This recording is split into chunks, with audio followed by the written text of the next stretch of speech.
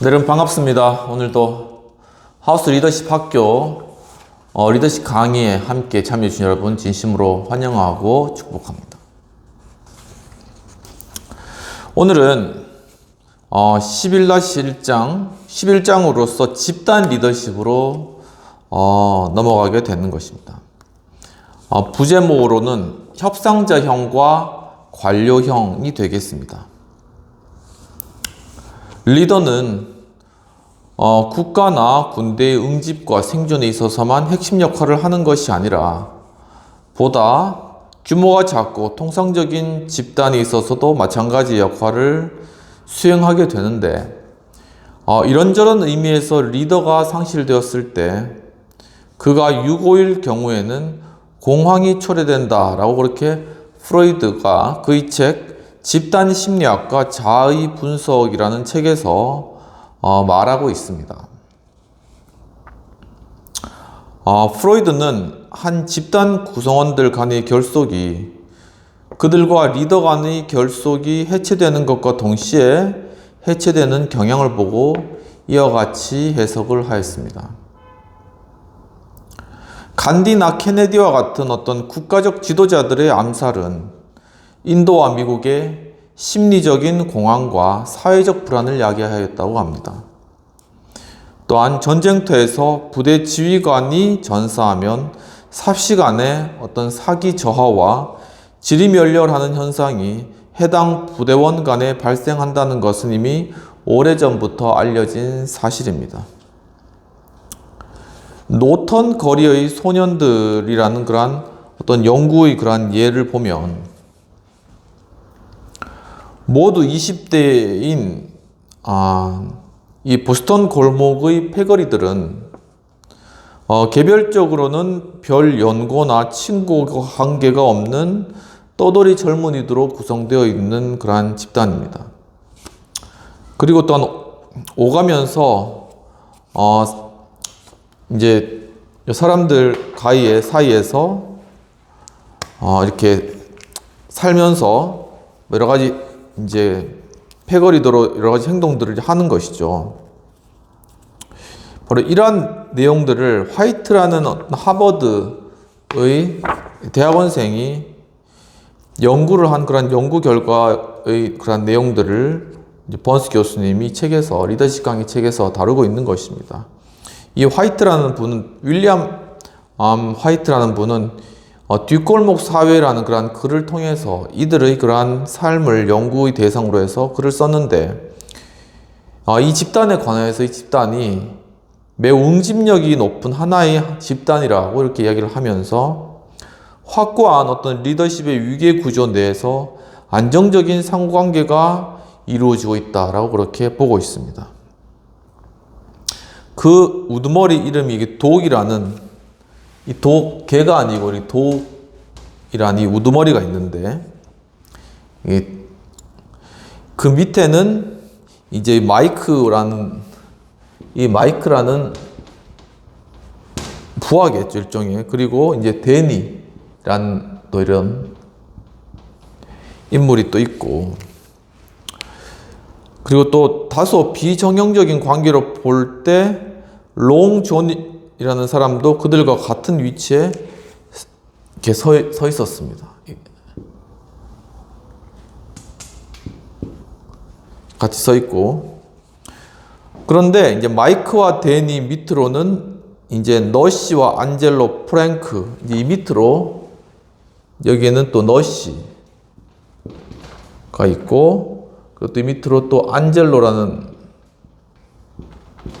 위계 조직이 이렇게 작은 집단에도 패거리들이 이렇게 이루어져 있는 거죠. 그 밑에는 또 프랭크라는 또 이처럼 이렇게 하나의 조직을 이루는 것이 우리 인간 사회의 하나의 어떤 본능과 같다라는 것이 발견되는 것이죠.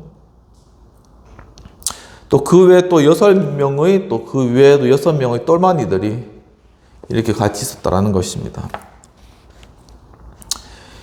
거기서 이제 이 독은 이 집단 조직의 정점인데 만일 그가 없어진다면 하고 이제 이 관찰자 입장에서 화이트가 이렇게 이야기를 하는 것이죠. 이 패거리들은 여러 소집단으로 사분오열될 것이다. 그들은 모두가 함께하는 어떤 활동이나 집회도 갖지 않는다. 그리고 다시 리더가 등장하면 상황은 급변할 것이다. 소집단들은 하나의 큰 집단으로 뭉치고 또한 공동 집회에 통일된 행동이 뒤따를 것이다. 리더가 의사소통의 중심에 서는 것이다.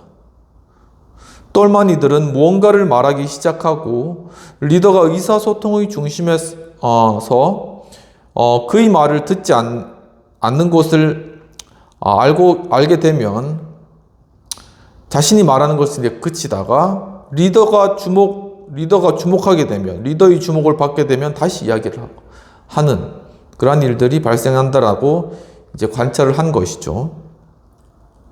이 리더가 집단을 떠나면 그가 등장하기 전에 존재했던 분열이 단결을 대신하게 된다라고 하는 것입니다. 그러니까 바로 이 독이라는 이 리더가 이게 의사소통의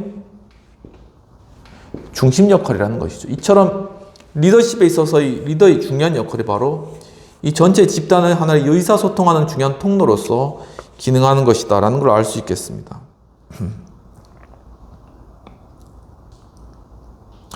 독은 1908년 보스턴의 슬럼가인 노턴 거리에서 이제 출생했는데 그의 부모는 19세기 말경에 이 지역, 이 도시의 중심가와 독립전쟁의 사적지들에서 이제 지척으로 있는 이 지역에 정착한 수천의 이탈리아계 이민들 중에 한 사람이었다라고 묘사하고 있습니다.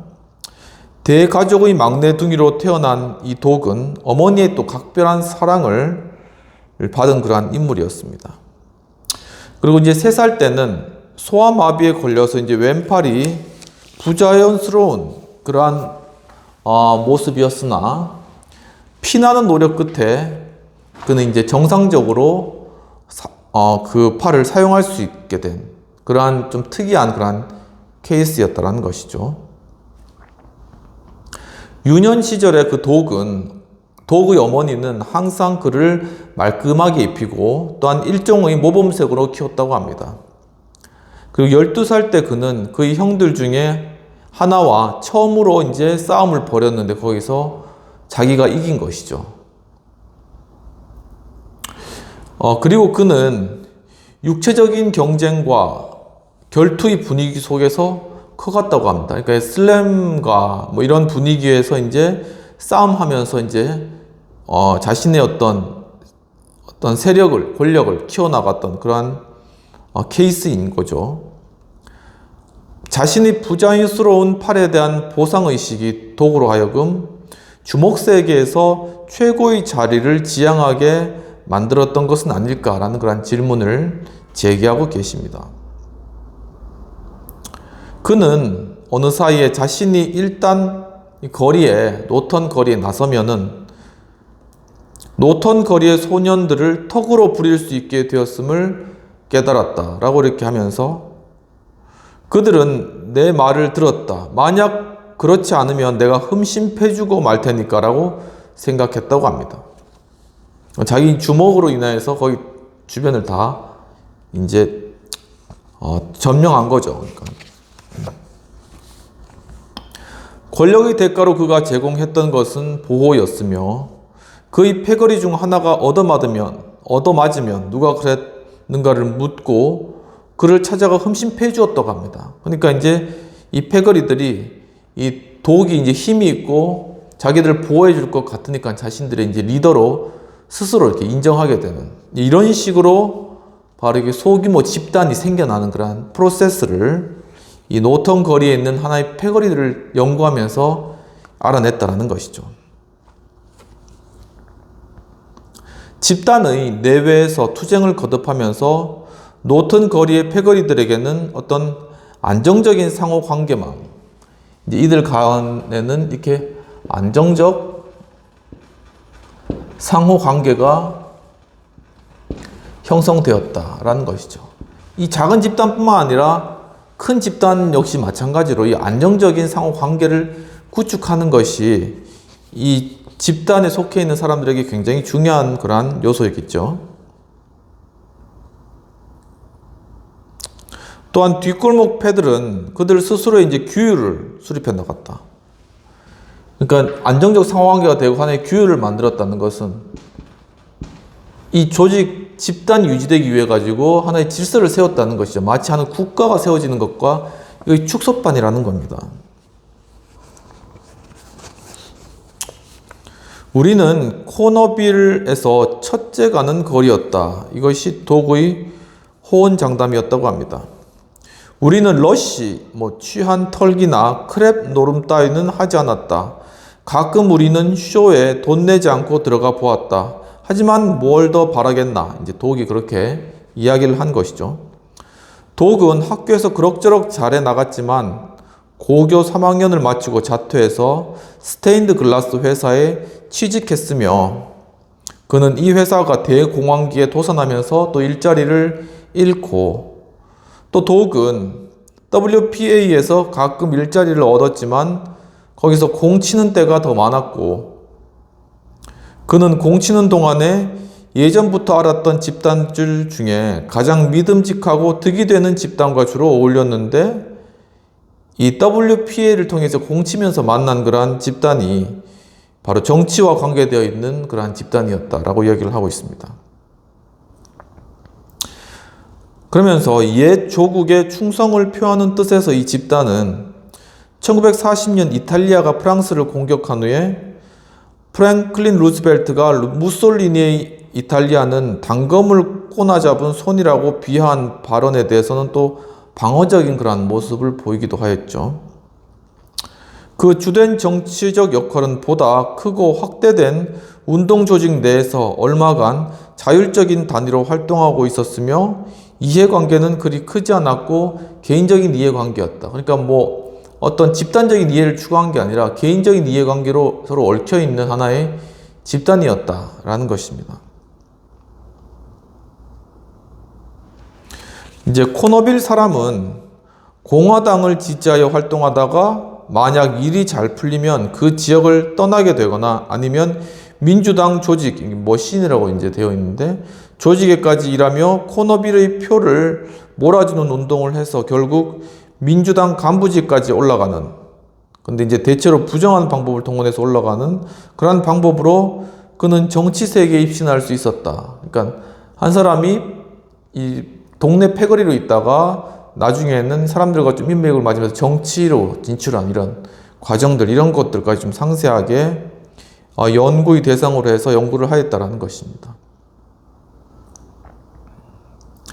양쪽의 길을 동시에 택하는 것은 불가능했으며 뒷골목 패들이 정치활동에서 얻을 수 있는 최대의 이점은 지방정부 조직에 접근해서 관제, 어떤 관에서 일으키는 어떤 재앙, 이런 것들을 의미하나 봐요.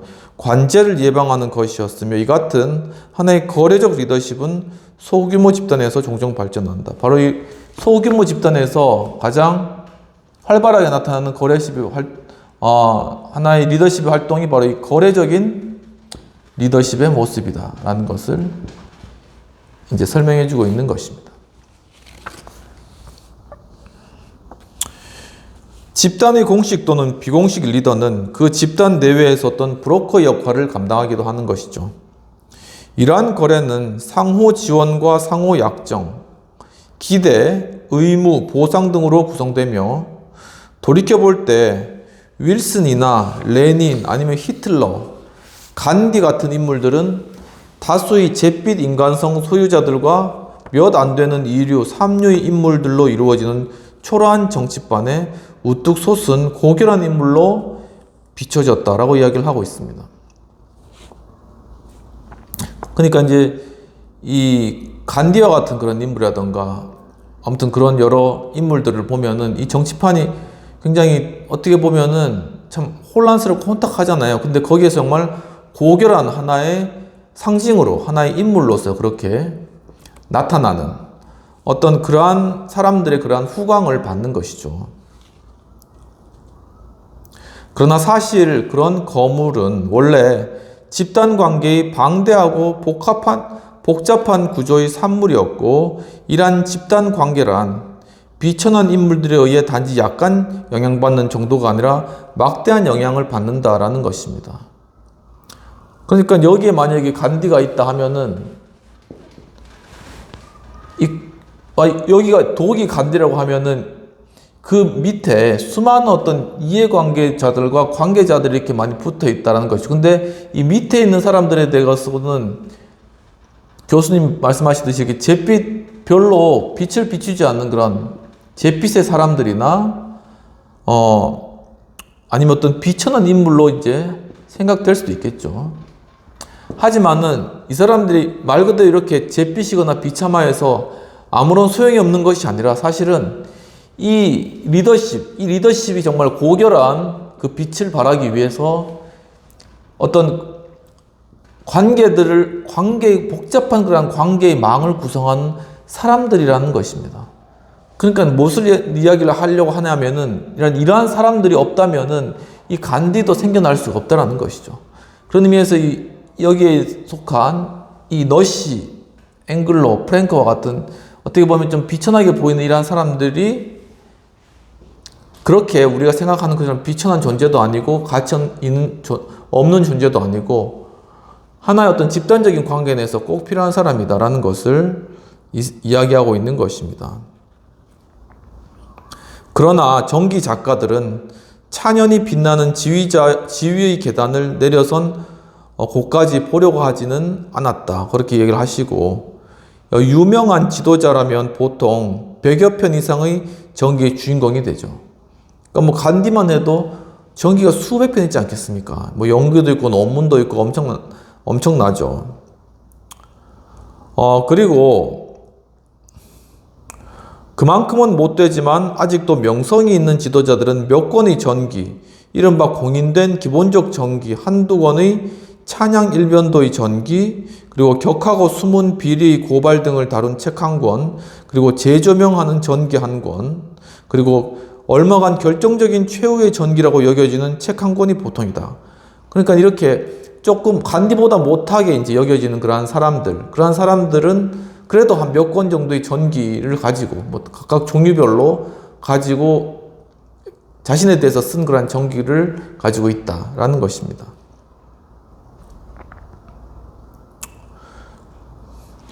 그리고 내각의 멤버나 의회 내의 지도급 인사 또는 소국가의 독재자 같은 이제 2류급 인물들은 제대로 된 전기 한 권을 남길 수 있으면 운이 좋은 편이었다.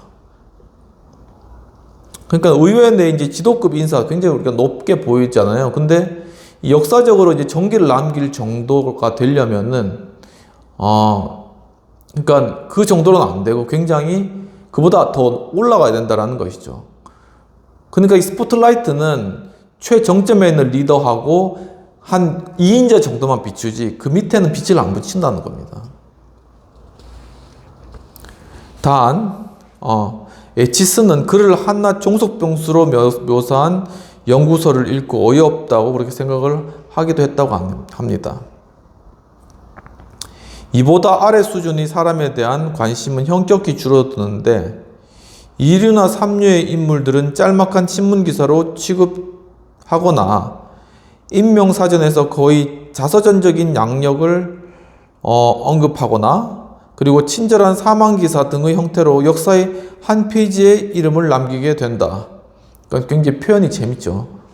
그러니까 2, 3류의 사람들은 그냥 신문기사에 한번 이렇게 한 줄 나거나 아니면 이제 돌아가셨을 때 신문에 이제 한 구절 나는 것으로 이제 끝난다라는 것입니다. 그러니까 이거 보면 좀 약간 좀 허탈하죠. 아무리 막 바둥바둥 뭐 굉장히 열심히 이렇게 해도 정말 간디와 같은 어떤 인물이라든가 아예 독재자 히틀러 그런 인물이 아니면은 그냥 신문에 한 줄 정도의 생애라는 것입니다. 물론 이제 다 상대적인 것이겠죠. 그러나 윌슨이나 레닌 같은 거물들에게 집단적으로 영향을 주고 영향을 받아왔던 별로 명성이 없는 인물들을 무시하는 일은 곧 거래적 리더십의 핵심 요소를 무시하는 것이다 라고 이야기를 하고 있습니다.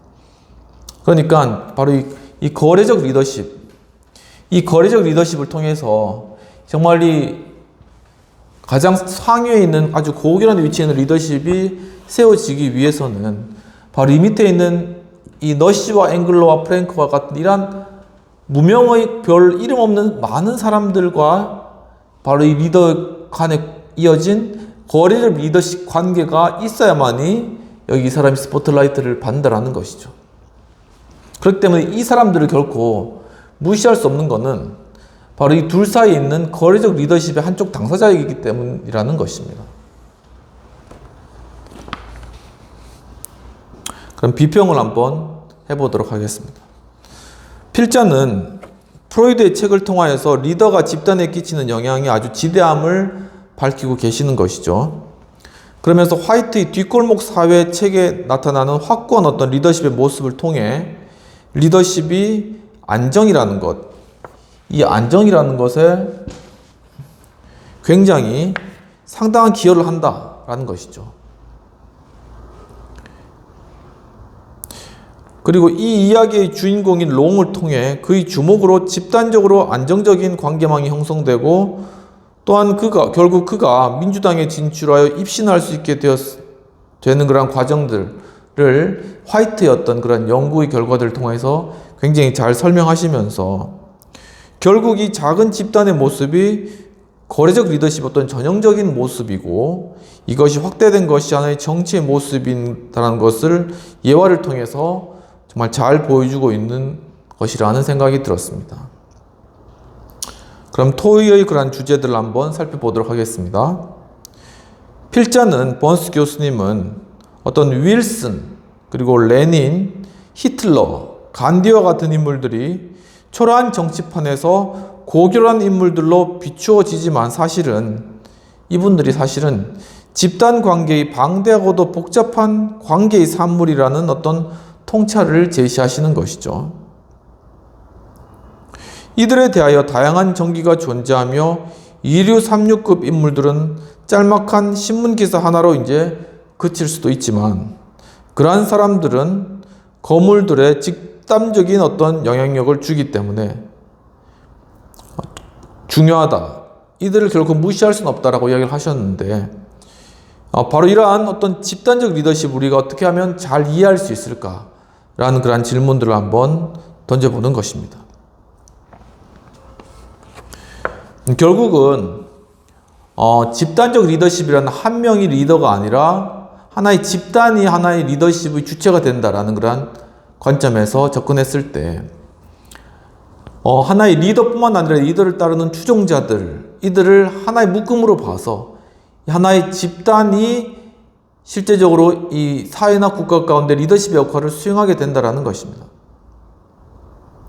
특히나 현대 사회에 있어서는 이렇게 한 명의 어떤 독재라든가 한 명을 통한 어떤 문제 해결 이런 것들이 더 이상 이제 호소력을 가질 수 없는 그러한 시대 가운데 도래한 것 같습니다. 기본적으로 주식회사 형태로는 봐도 주식회사에 이제 이사회가 있고 각 이사들이 구성되어 있죠.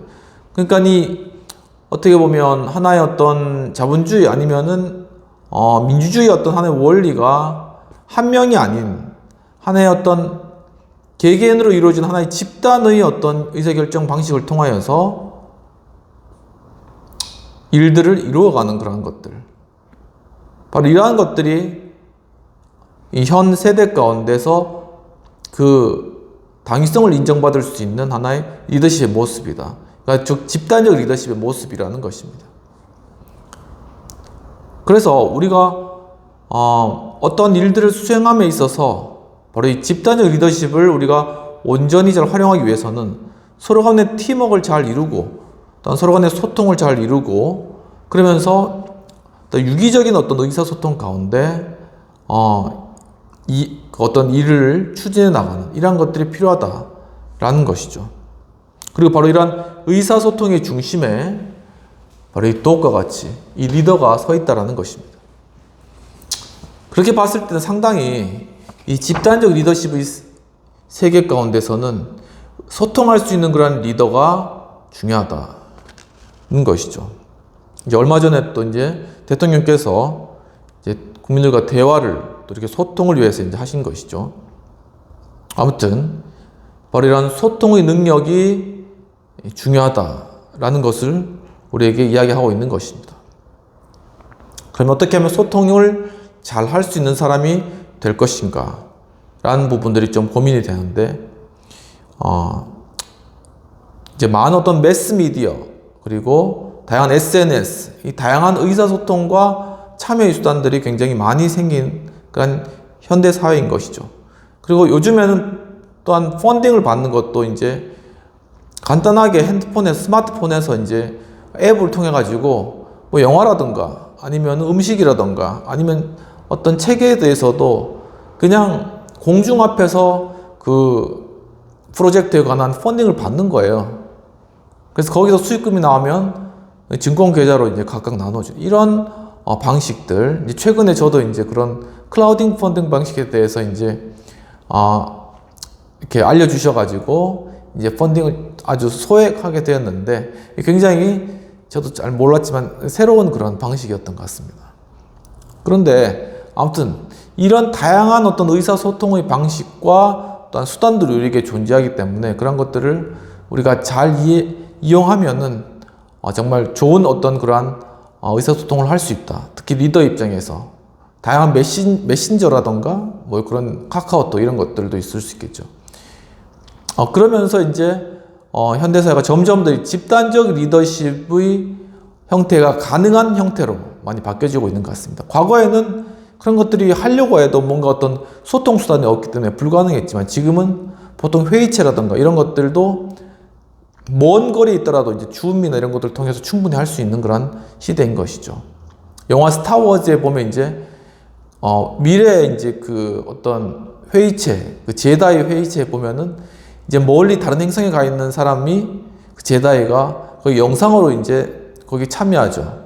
그럼 마치 이제 여기 있는 것처럼 그렇게 영상으로 참여해서 어떤 회의를 하는 그런 모습을 볼 수 있는데 그것이 그냥 영화에 나오는 그런 하나의 스토리를 뿐만 아니라 점점 더 이제 세대가 그런 세대가 되어 가고 있고 이런 집단적 리더십의 세대 가운데 있어서 어떻게 우리는 이것들을 준비해 나갈 것인가, 특히 또 정치적 영역에서 이러한 부분들을 어떻게 해나갈 것인가는 한번 잘 고민하면 좋을 것 같다라는 그런 생각이 좀 들었습니다.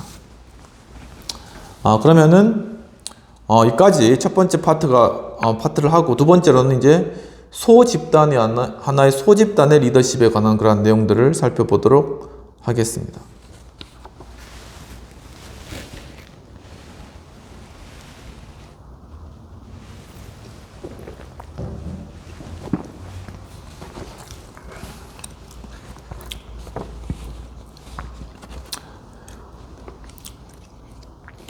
우리는 이제 노턴거리의 패거리들의 리더십에 대해서 이제 많은 것을 알고 있는데, 왜냐하면 하이트라는 분이 이 노턴거리의 패거리에 대해서 이제 연구를 진행했잖아요. 그런데 이것은 1930년대 후반 당시 하버드 대학의 대학원이었던 화이트가 이제 공동체 연구를 하느라 보스턴 중심가에 자리 잡고 이 독이라는 이 독의 협조로 노턴거리 패거리의 일원이 되면서 그렇게 이 연구를 진행하였습니다. 그러면서 1943년에 출간된 화이트의 연구는 이 소집단에서 조직구조와 리더십에 대한 관심이 증가하고 있던 시점에 선보인 그러한 것이고, 또한 고전 정치 사상의 시대 이래 사람들은 사회의 기반이 되는 집단에 주목해왔죠. 그러니까 아리스토텔레스 역시 패거리와 가족을 이제 함께 논의한 그러한 일들이 있다고 합니다.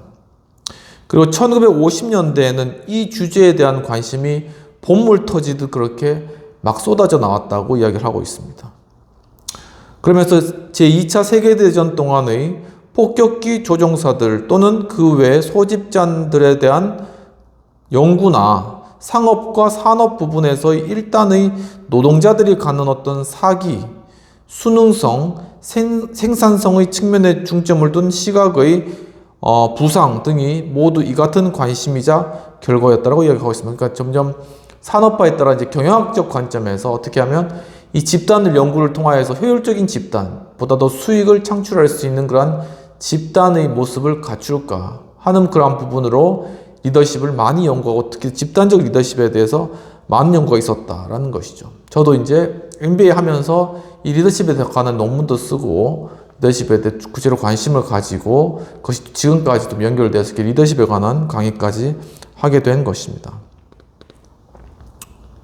비록 이 같은 연구들이 서구, 특히 미국의 경험에 치우쳐 있는 것이기는 했지만 이것으로부터 소집단에 대한 하나의 상대적으로 일관성 있는 정의, 즉 공통된 목적과 가치를 갖는 개인들의 모임이라는 정의가 수립되었다. 것이죠. 이 소집단이라는 것이 정의를 어떻게 되냐? 소집단. 이 정의가 다시 한번 이제 써보면은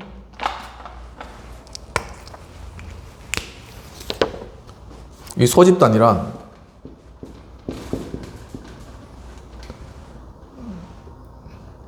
공통된 목적으로 가치를 갖는 하나의 어떤 개인들의 모임. 중요한 거는 이 소집단에 있어서 리더십과 관련된 소집단에 있어서 중요한 개념이 공통된 목적이라던가 아니면 공통된 가치를 소유하는 자들의 하나의 모임이다라는 그런 것이 중요한 하나의 개념적 측면이다라는 것입니다. 그리고 서로 자주 만나거나 또 그 외의 방식으로 상호 친밀성을 높이고 관심과 영향력을 서로 공유함으로써 서로 간에 밀도 있는 사회적 접촉을 유지하며 그럼으로써 어느 정도 안정적인 역할이 구성원 간에 수립되는 등이 그 중요한 현상으로 열거되었다. 그러니까 여기에서는 이제 서로 첫 번째 이제 자주 만나거나 자주 만남 또는 아무튼 다른 방법으로도 아무튼 상호 친밀성이 있어야 된다는 것이죠. 그리고 이제 두 번째는 관심과 영향력을 서로 공유한다.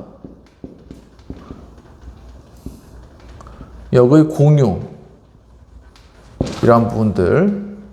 그리고 세 번째는 서로 밀도 있는 사회적 접촉, 밀도 있는 어떤 사회적인 접촉이 이루어져야 된다. 그리고 네 번째는 어느 정도 안정적인 구성원 간의 어떤 역할, 각각의 역할이 존재한다는 거죠. 역할 수립이 이루어져야 된다는 것이죠. 이렇게 네 가지 어떤 측면의 어떤 소집단의 어떤 특성들이 많은 연구를 통해서 밝혀졌다는 것입니다. 그러면서 리더십과 공동체에 대한 초기의 연구에서처럼 소집단 연구도 구성원들의 합의의 중요성을 과장하면서 집단 내 분쟁은 어떤 과소평가하는 그러한 경향이 있었는데 집단 역학학파가 있었다고 합니다. 집단 역학학파는 소집단이 실험적 상황에서는 맞을지 몰라도 조직의 맥락에서는 옳지 못한 어떤 가정에 집착하고 있었다라고 하면서 이 버바라는 그러한 분이 불평했듯이 이는 무갈등, 노 컨플릭트 가정이라고 부를 수 있을 것이다. 즉 오로지 하나의 집단 목표 또는 집단 목표를 달성하는 하나의 방법만이 존재하며 그것은 관련자 모두 리더와 추종자 모두에게 최상의 것이라는 식이다 라는 것이죠. 그러니까 이 집단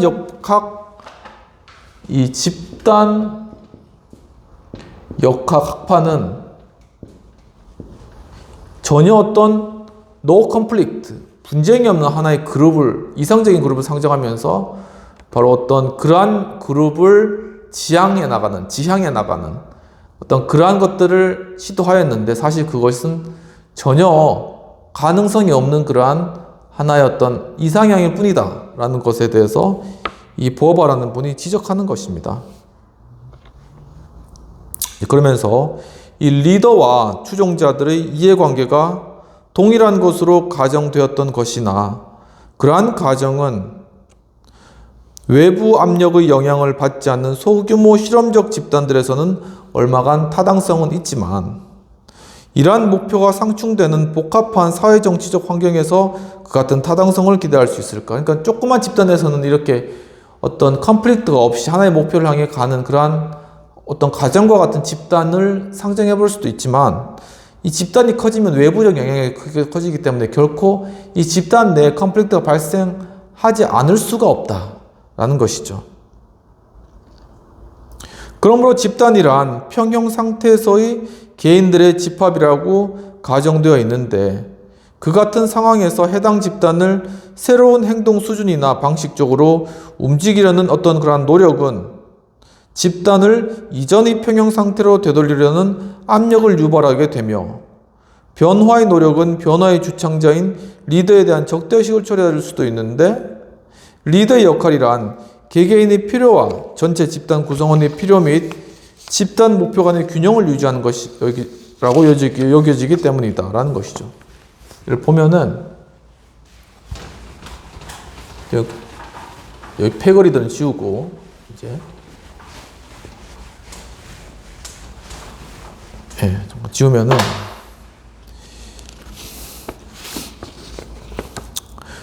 보면 이제 집단이라는 것, 하나의 어떤 집단을 다룰 때 이 집단은 하나의 평형 상태를 이루고 있다. 이 말은 뭐냐면 하나의 균형을 이루고 있다는 것입니다.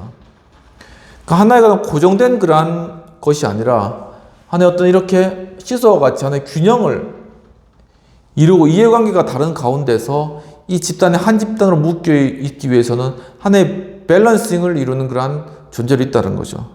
그런데 거기에 어떠한 변화가 이루어진다. 어떤 사회적인 압력을 의할 수도 있고, 어떤 리더의 결정에 의할 수도 있고, 하나의 어떤 압력, 이 프레셔가 여기에 가해지면은 이 평형 상태가 이렇게 깨질 수가 있잖아요. 이렇게 되거나 이것이 깨질 수가 있기 때문에 그것에 대해서 바로 이 집단이라는 것은 다시 이렇게 평형 상태를 유지하기 위해서 반발하는 경향이 있다는 것입니다. 그렇기 때문에 바로 이런 변화, 압력을 주는 리더에 대해서 여기서 이제 이 어떤 반대 의사를 하거나 아니면 어떤 적대 의식을 가질 수도 있다라는 것이죠. 충분히 이해되는 내용이, 우리가 조직에 있어서도 어떤 변화를 추구해 나가는 데 있어서 이 조직이 이 변화가 왔을 때는 그 힘의 균형 상태, 이런 것들에 큰 어떤 변화를 겪잖아요. 그러니까 지금까지는 잘 균형을 유지하고 서로 간에 왔는데 이 균형이 깨지니까 그것을 다시금 원상태로 돌리기 위해서 구성원의 어떤 적대의식이라든가 리더에 대한 이런 것들이 생겨난다는 것입니다. 그게 당연한 것이고. 그런데 바로 거기서 리더의 역할이 뭐냐면은 개개인의 필요와 전체 집단 구성원의 필요 및 집단 목표 간의 균형을 유지해 준다. 그러니까 이것을 리더는 다시금 균형을 잘 유지하도록 해야 된다는 것이다. 뭐에 따라? 이 집단의 어떤 목표가 있잖아요. 이 집단이 이 목표를 잃어버리면서까지 그 평형 상태를 유지하려고 한다면 이 평형 상태를 깨뜨리더라도 이 집단의 목표 추구를 위해서 리더는 힘써야 된다는 것이죠. 그리고 또한 그러면서도 하나는 이 구성원의 필요를 살펴야 된다는 것입니다. 어떤 목표를 추구해 나감에도 있어서도 결국은 그 목표가 이 조직 구성원들을 잘 하기 위해서 하는 그러한 목표여야 바람직하고, 그러한 조직 구성원들의 어떤 그러한 필요들을 살피지 않는 그러한 목표는 맹목적인 목표일 뿐인 것이죠. 그리고 어떤 구성원들의 호응도 얻지 못하고 결국은 실패하게 된다는 것입니다. 그렇기 때문에 이 구성원들의 필요를 잘 살펴야 된다는 것. 그리고 그 필요도 바로 이 전체 구성원들의 필요. 그러니까 집단이기 때문에 한 개인의 필요도 있을 뿐만 아니라 이 집단 전체가 커나가기 위해서라든가 집단의 목표를 추구하기 위한 그러한 필요도 있다는 것입니다. 그러니까 개인의 필요도 채워야 되고 이 전체의 필요도 채워야 되고 또 리더의 목표도 추구해야 되는 이러한 삼박자의 균형을 이루어가는 것이 리더의 어떤 그러한 역할이다라는 건 쉬운 게 아니겠죠. 이 한국만 봐도 대한민국이 나아갈 방향을 이제 리더십이 가지고 그것을 추진해 나가는데, 그렇게 하다 보면 우리 개개인의 국민이 또 그 필요가 침해될 수도 있어요. 그리고 또한 이 전체 어떤 국가의 어떤 전체적인 이익, 어떤 전체적인 하나의 어떤 집단적인 필요가 한시적으로 뭐 제한되거나 좀 그렇게 될 수도 있습니다. 그러니까 이러한 것들 가운데서 막 컨플릭트가 일어나는 것이죠. 근데 그것을 잘 균형을 맞춰서 이렇게 가게 하는 것이 바로 리더의 역할이다라는 것인데, 쉬운 건 아닌 것 같습니다. 정말 예전에 이제 동화책 중에 3마리 개라는 게 있잖아요. 3마리 개. 이 3마리 개를 어떤 할아버지가 이제 3마리 개를 몰고 오는데, 이 개가 각각 똑같은 개가 굉장히 능력 있는 개인데 각각 다른 방향으로 가려고 한다는 것입니다. 할아버지가. 그러니까 한 소년이 왔는데 할아버지가 힘이 없으니까 이제 이 개들을 이 개하고 너희 순한 개 3마리하고 바꾸자 해가지고 이제 소년이 이 왕성한 이 개 3마리를 받은 것이죠. 각각 다른 데로 가려고 막 서로 바둥바둥 하는데, 이 3마리를 끌고 이제 가다 보니까 여러 가지 험난한 위험이나 이런 그런 것에 맞닥뜨린 것입니다. 그러니까 그때 바로 이 각각 개가 가지고 있었던 이 재능이나 이런 것들이 팍팍 분출이 되는 거예요. 그러면서 그 위기를 극복하는 것이죠. 그러니까 이게 구성원 간의 갈등이 심할 수도 있고, 또 다른 방향으로 막 가려고 이렇게 균형을 이루려고 뭐 어떤 리더에 대해 적대시 가질 수도 있고, 그런데 거기에서 리더가 이 균형을 잘만 이룬다면은 그 집단은 굉장히 응집력 있고 잠재력이 큰 집단이다라는 것이죠. 그러니까 그 집단의 잠재력을 끌어내는 것은 결국 그 리더의 소통력, 커뮤니케이션, 이 집단적 리더십에서의 의사소통의 통로의 기능을 얼마나 이 리더가 잘 수행했는가가 굉장히 중요하다라는 것을 알 수 있겠습니다. 그런데 이 평형이라는 것, 우리가 말하는 이 평형이라는 것은 하나의 give and take의 그런 구조 위에서 성립된다는 것이죠. 그렇죠. 이건 가장 기본적인 거죠. 이 거래적 리더십에 있어서 이걸 잘 알아야 된다는 거예요. 거래적 리더십이. 그러니까 이걸 주면은 너에게 이건 손해되지만 대신 이것을 얻을 수 있어. 그것이 정말 그걸 얻든 안 얻든 심리적으로 인식하기에는 내가 이것은 손해보지만 이것이 이득이다라는 것에 대해서 구성원들이 마음 가운데 가지고 있어야 된다. 그것을 심어주는 것이 거래적 리더십의 역할이라는 것입니다. 그래야지 사람들이 따라오지. 그렇다면 따라오지 않는다는 것이죠. 바로 이러한 give and take의 구조 위에서 수립되는데, 이 소집단의 구성원들은 서로 대화하고 그리고 서로 웃고 떠들고 조언을 주고받고 서로 격려하며 뭐 상호 부조하거나 보다 덜 일반적이지만 뭐 서로 간의 의견 상충과 어떤 적대감까지 나타낼 수도 있는 것이죠. 그런데 보다 친밀할수록 상호관계는 깊어지고 그 반대 또한 성립한다 라는 것이죠. 그러니까 서로 상호관계를 잘 맺는 것, 서로 친밀하게 잘 맺는 것이 가장 기본적인 것이지만, 이 집단 내에 서로 반대되는 그런 관계도 생겨날 수도 있는데, 그것이 이제 현실적인 것이죠. 근데 그 상황들을 잘 균형을 맞춰서 give and take를 잘해서 균형을 잘 맞추게 되면 이 집단은 비록 서로 간의 이해관계가 다르게 할지라도 갈 수가 있다는 것이고, 또 어떤 순간에는 그것이 하나의 응집력으로 나타날 수 있다라는 그러한 것입니다. 근데 이때 강력한 요인이 뭐냐면은 상호 간의 의무감, 내가 이것은 해야 되겠다. 그 의무감은 가지고 있어야 된다는 것과 또 하나는 호혜성. 내가 그래도 좀 다른 사람에 대해서 은혜를 베풀겠다. 섬기겠다. 도와주겠다라는 기본적인 마음을 가지고 있는 것이 필수적이라는 것입니다. 근데 어떤 이론에서는 집단이란 본질적으로 하나의 체계로서 내부에는 심각한 긴장이랄 것이 없이 오직 외부 세력에 의해서만 방해받는 자체 안정적이며 자기 보존적 성격을 갖는 것으로 이해하는 이론도 있다는 것이죠.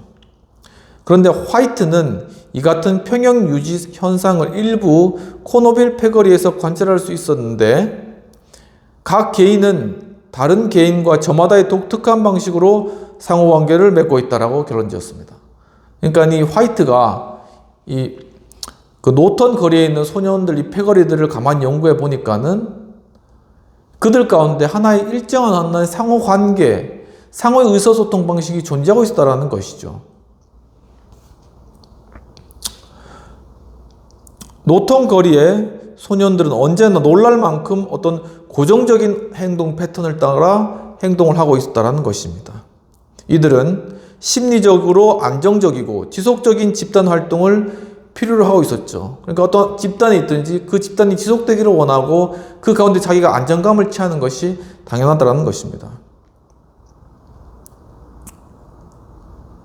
또한 물질적인 면에서도 상호 간의 의무의식이 필요했다라는 것입니다. 특히나 돈을 빌리거나 빌려주는 것, 담배나 커피 따위를 대접하고 대접받는 행동 등 바로 그 집단을 유지하기 위해서 서로 간에 이루어지는 물질적, 정신적 그러한 기브 앤 테이크의 그러한 활동들이 잘 이루어짐으로 말미암아 그 집단이 잘 유지되어져 가고 있다는 것을 이 화이트가 노턴 거리의 패거리들을 통해서 발견했다는 것이죠. 바로 그런 것과 같이 우리 사회 역시도, 우리 하나의 조직 역시도 무언가 주고 받으면서 그 가운데 이루어진 하나의 친밀함 간의 관계, 그리고 어떤 의무성과 어떤 호혜성을 전제한 이라는 관계 가운데 바로 리더십이 생겨나고 집단적 리더십이 발생한다라는 것을 이야기하고 있다는 것입니다. 그러한 소집단에서는 일치 현상을 이루려는 경향이 강력하기 마련인데 수많은 실험 결과들에 의하면 가장 객관적인 현상에 대한 인식은 소속 집단의 기준 또는 판단에 크게 영향을 받으며 어떤 현상이 애매모호하면 할수록 그 같은 영향의 중요성은 더욱 증대한다고 합니다. 가령 집단은 한 공장의 생산률 같은 내적인 문제들 뿐만 아니라 그 집단 구역 외부의 활동에도 기준을 세워주는 경향이 있으며 따라서 해당 집단의 리더들과 마찬가지로 외부 정치 지도자들의 선택도 준봉적인 태도의 영향으로부터 자유로울 수 없다는 것이죠. 그러니까 하나의 집단에 있어서 이 하나의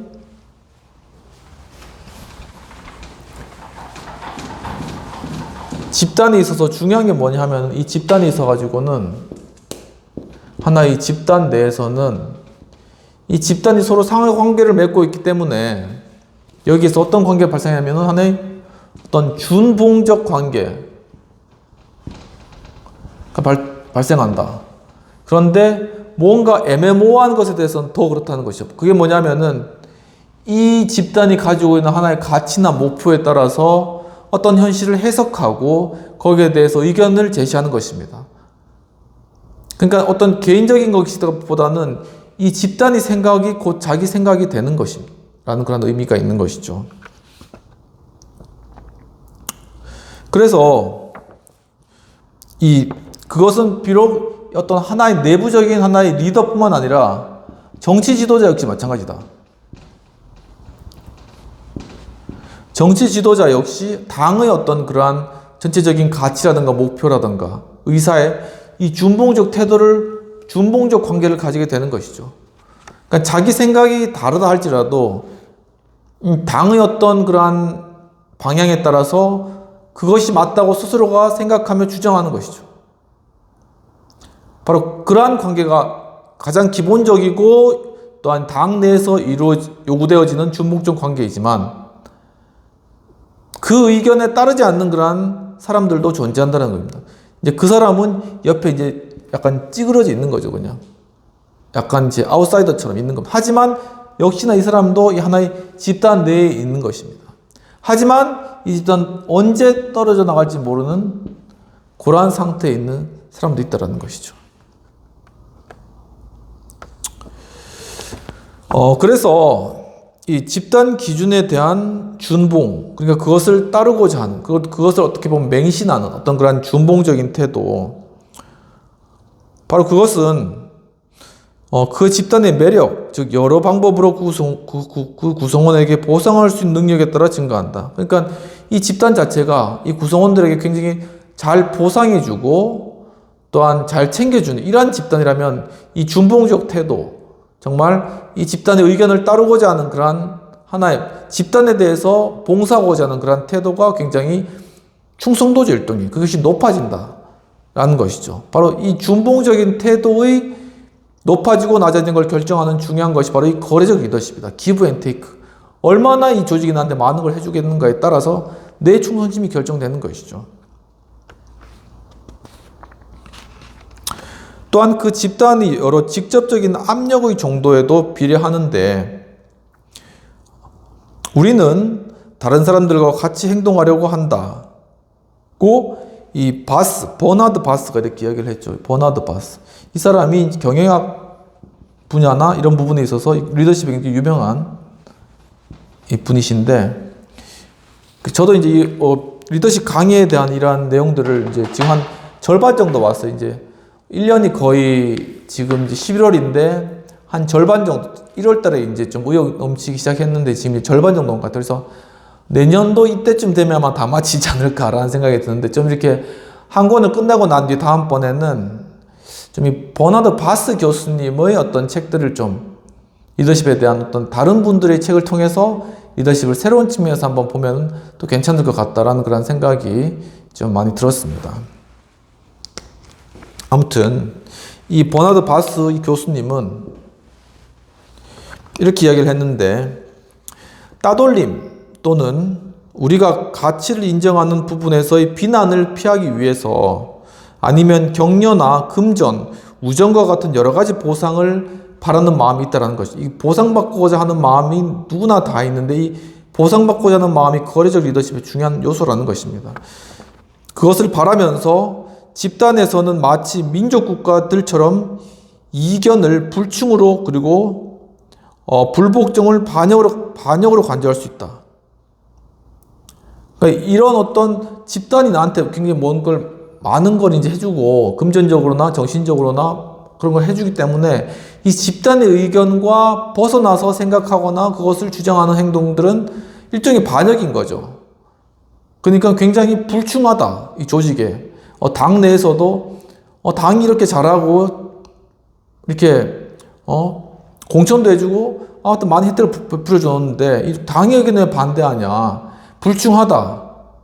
이렇게 불복종을 반역으로 물론 의견에 합치되지 않을 수도 있죠. 자신의 의견을 낼 수도 있습니다. 근데 거기에 대해서 이 집단 자체가 약간 폐쇄적이거나 아니면은 굉장히 어떤 충성을 중요시하거나 아니면 굉장히 구성원들에게 혜택을 많이 주는 집단 같은 경우에는 이 집단의 의사결정과는 다른 방향으로 가는 것에 다른 의견을 표명하거나 다른 생각을 갖는 것에 대해서 그것이 그냥 그 자체로 인정되는 것이 하나의 반역이다라고 좀 심하게 그렇게 간주될 수 있다는 것입니다.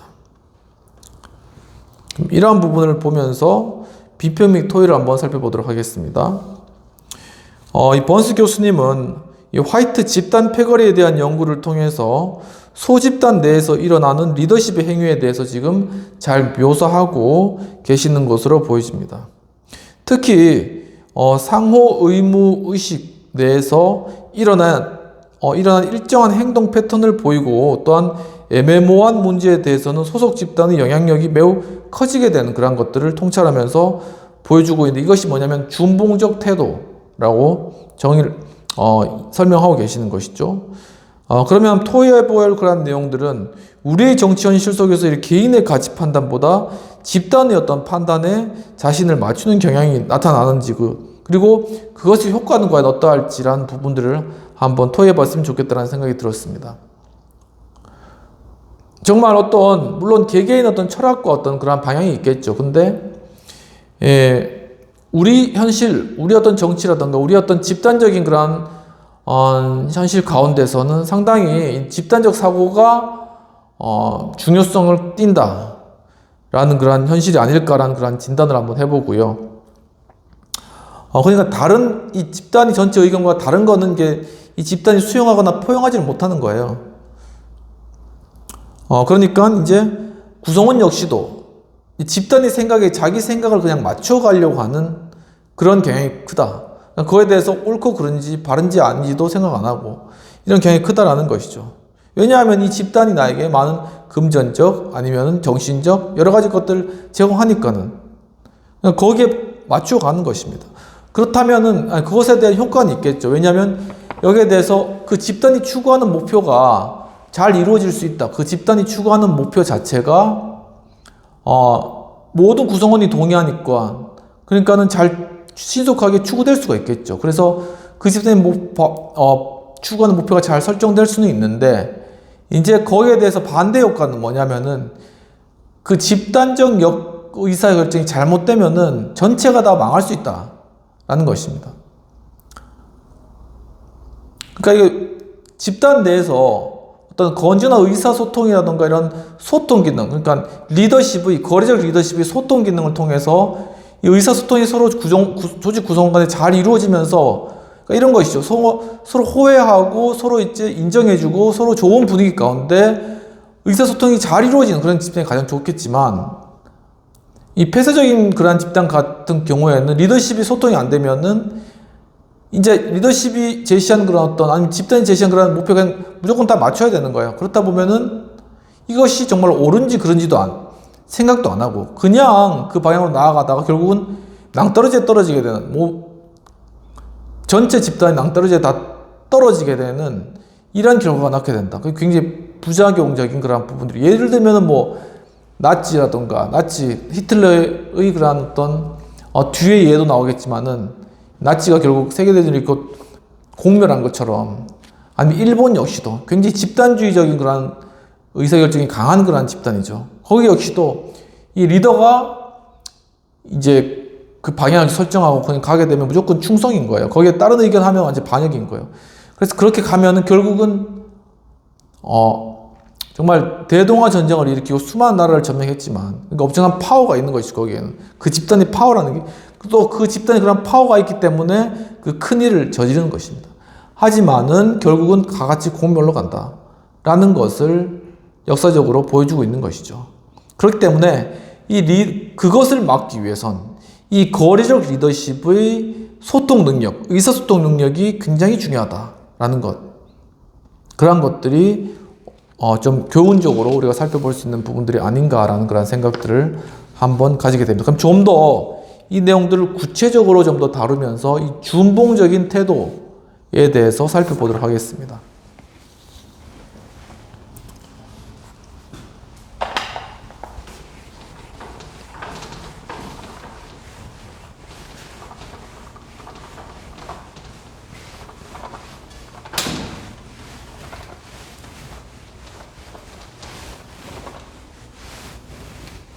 세 번째입니다. 준봉적 태도 11-3입니다.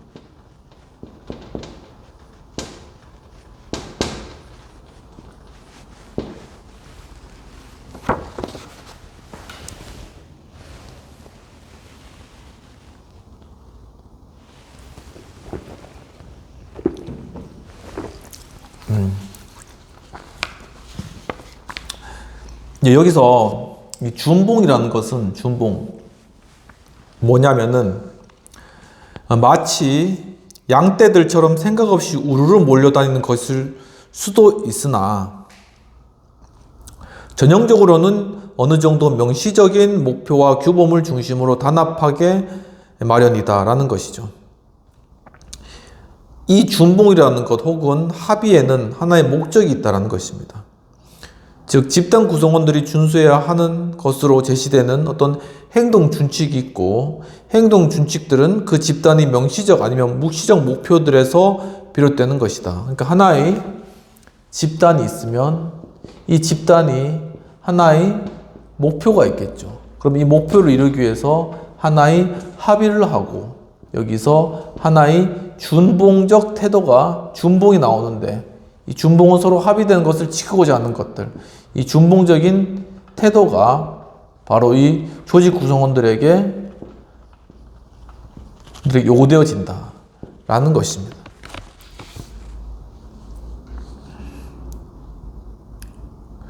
모든 사람은 각자 특유의 이상, 그가 당시 참여하고 있는 집단의 행동 규범, 그리고 그가 구성원 자격을 갖고 있는 또 다른 집단들의 행동 규범의 종합인 일단의 규범과 목표들을 가지고 있다 라고 헤어라는 분이, 헤어라는 분이 글을 쓰면서 언급하였습니다.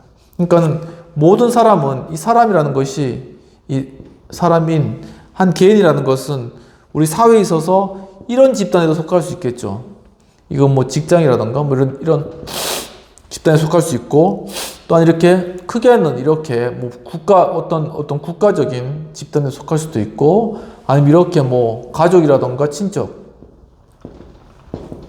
다양한 어떤 집단, 뭐 예를 들면 뭐 교회 될 수 있겠죠. 여기 속한 사람이 바로 사람이라는 것입니다. 그러니까 이 각각의 집단들의 어떤 목표가 있잖아요. 이 목표가. 각각 목표가 있다는 것입니다. 그리고 여기서 요구하는 하나의 준봉적인 태도가 이 사람에게 다 필요하다는 것이죠. 이렇게. 그러니까 바로 이러한 어떤 프레쉬, 어떻게 압력이라면 압력이라고 할 수 있고, 아니면 아니 관계라면 관계라고 이야기도 할 수 있는데, 바로 이러한 상황 가운데 있는 이 개인이 이러한 관계 가운데 이 개인 자체가 하나의 어떤 자신의 삶의 어떤 목표, 이런 것들이 있으면서 목표나 아니면은 하나의 규범을 형성하게 된다는 것입니다.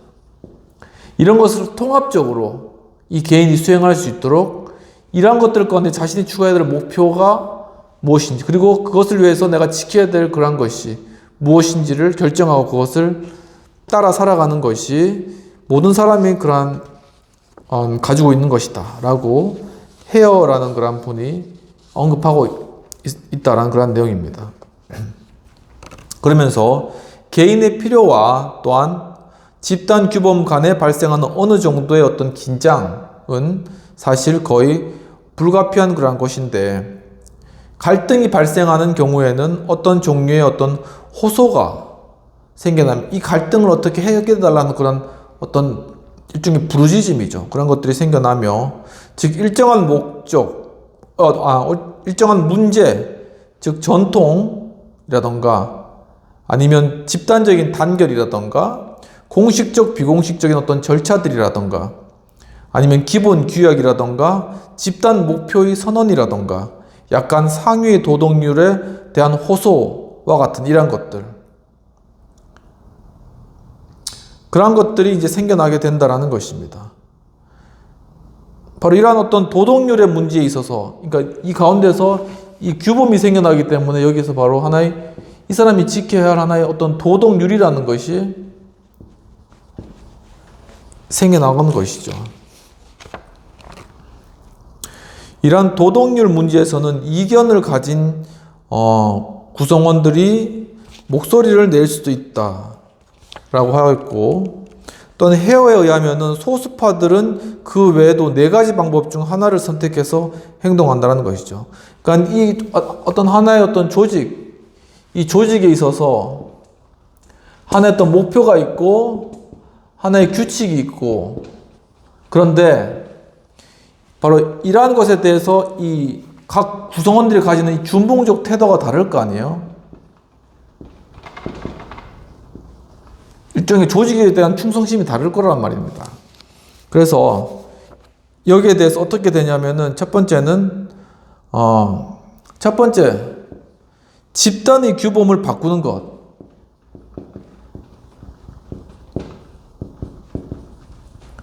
개인의 어떤 도덕률이나 이런 것과 집단의 어떤 그러한 방향, 규범, 이게 다르면은 적극적으로 집단을 자기의 어떤 도경에 맞춰서 집단의 어떤 규범 자체를 바꿔버리는 것입니다. 그러면은 더 이상 이 조직과 컨플릭트가 없겠죠. 굉장히 어떻게 보면 변혁적이고 굉장히 적극적인 그런 스타일의 해결 방법입니다.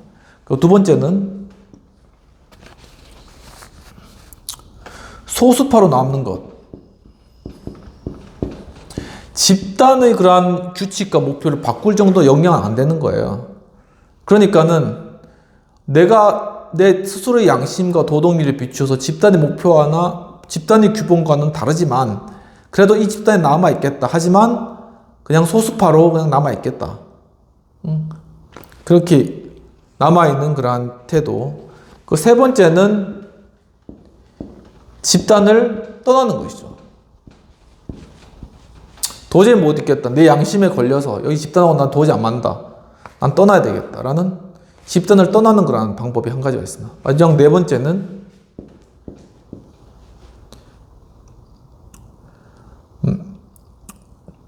소수파 입장을 버리고 자기는 소수파였는데 입장을 버리겠다. 그리고 준봉적 태도를 가지겠다.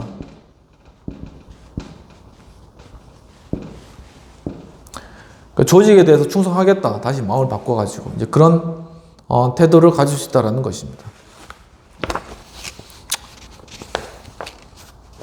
바로 이러한 준봉적 태도는 집단 구성원들의 동등한 지위에 기초하는 것이 아니며 보통 집단의 어떤 서열은 세밀하게 인식되는데 이는 보다 높은 준봉적 태도를 낳게 되고 집단의 내적 구조, 외적 관계에 의존하게 된다라고 이야기를 하고 있습니다.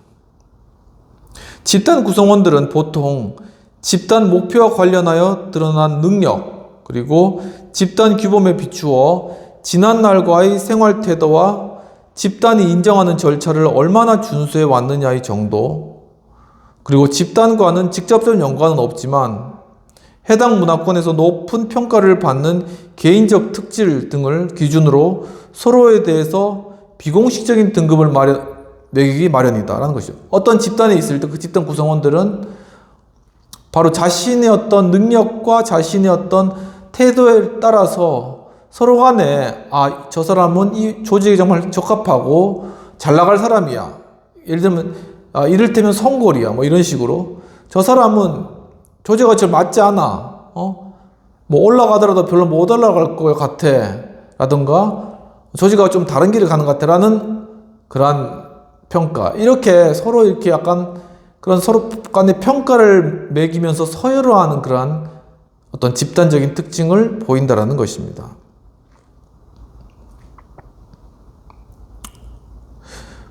그래서 이 과정은 양방향으로 작용된다고 하는데 집단에 필요한 자질들을 높게 평가받는 개인들의 경우 그에 따라서 그들이 보다 높은 준봉적 태도를 가지겠죠. 그러니까 내 능력과 자질 자체가 이 집단의 방향과 맞아. 그러면 이 집단에 충성하고 집단의 규범을 따르려고 하고 그 집단을 통해서 자신을 실현하려고 하겠죠. 높은 준봉적 태도를 가지게 된다라고 표현하고 있습니다. 그 결과 자신들의 집단 내 지위를 더욱 높이는 경향이 강해진다. 당연하겠죠. 그 안에서 인정받고 자신의 위치 자체가 높아질 수밖에 없다는 것입니다. 분명한 목표나 규범이 없는 집단에서는 보다 일반적이고 무정형적인 가치 기준, 외모나 어떤 부침성과 같은 것들에 따라 비공식적인 평가를 얻을 가능성이 있는데 그렇겠죠. 그러니까는 특별한 목적이 있고 거기에 따르는 그런 집단이 아니라 그냥 보통 집단 같은 경우에는 서로 좀 더 잘 접대하거나 외모가 좋거나 이런 일반적인 기준을 통해서 어떻게든 무슨 기준을 가지고든 서열화하는 그런 것들이 집단 내에서 일어나는 기본적인 특질이다라는 것입니다. 집단 목표가 뚜렷하고 또한 확실할수록 그것을 성취할 수 있는 능력 또는 열의가 있는 성원들이 힘을 얻게 된다. 그러니까 일단은 이 집단이 상당히 목표 지향적인 집단은 이 구성원들이 이 목표 지향적인 집단에 부응하기 위해서 굉장히 힘을 내고 성의를 내고 열의를 낸다는 거죠. 그렇게 봤을 때는 상당히 어떤 집단이 목표를 추구하고 무슨 목표인지를 이 집단의 어떤 목표에 대한 방향성을 설정하는 행위는 상당히 조직 구성원들의 동기부여를 할 뿐만 아니라 조직 성장에도 굉장히 도움이 된다. 우리가 과연 어디를 가고 있는가? 우리가 과연 무엇을 하는 것인가? 우리가 어떠한 목표를 추구하는 것인가를 주기적으로, 정기적으로 서로 그냥 주저하는 식으로 던지는 것이 아니라 서로 토론하고 함께 이야기하면서 그런 것들을 서로 공감하고 이해하는 그런 과정들. 이러한 것들이 굉장히 조직 구성원들에게 어떤 성의라든가 열의를 불러일으킬 수 있는 중요한 동인이다라는 것입니다. 운동팀 내에서는 스타 플레이어에게 보다 높은 지위를 부여할 것이 당연한 것이죠. 그의 인기까지 반드시 높지는 않겠지만은 그러니까는 독불장군 같은 사람이 있더라도 스타 플레이어라면 인정은 받겠죠.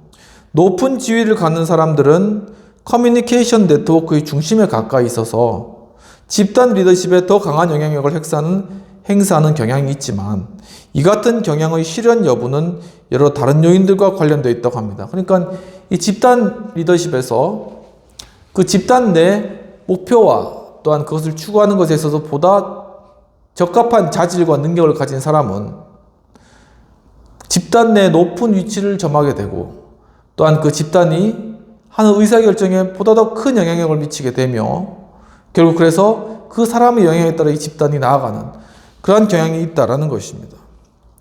소집단은 인간이 구성하는 사회 중에 가장 균질적이고 지속성이 있으며 또한 고도로 구조화되어 있는 존재 중에 하나일 수 있는데 소집단들은 매우 강한 압력과 압박 속에서도 살아남아야 하는 법이다라고 이야기하고 있습니다. 그러니까 이 집단 중에 굉장히 특이하게 봐야 될 집단이 이 소집단이라는 것입니다. 그러니까 군대로 말하면 소대, 회사로 말하면 팀,